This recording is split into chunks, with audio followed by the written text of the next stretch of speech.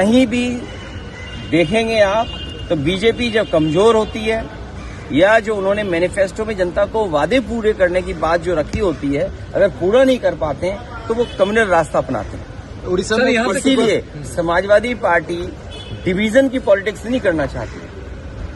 हम सबको जोड़ के राजनीति करना चाहते हैं।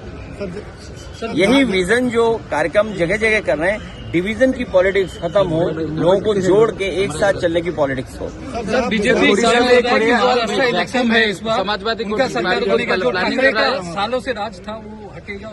महाराष्ट्र में भी कर रहा है। बीजेपी से सीखने को भी बहुत कुछ है। वो पॉलिटिकल पार्टी नहीं है, वो पॉलिटिकली प्रोफेशनली रन करते हैं अपने आप।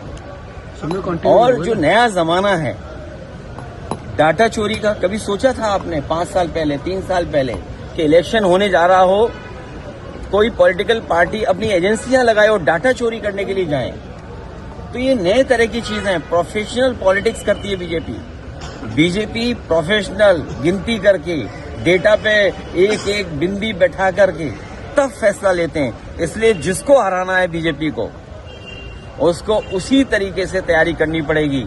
और बीजेपी का रिसोर्सेज की कोई कमी नहीं है।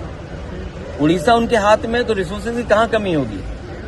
जो जिस स्टेट पर भंडार हो नेचुरल रिसोर्सेज का, और वो जनता के लिए आए, गरीब जनता के लिए रिसोर्सेज इस्तेमाल हो। लेकिन बीजेपी अपने आप को मजबूत करने के लिए रिसोर्सेज यूज करती है।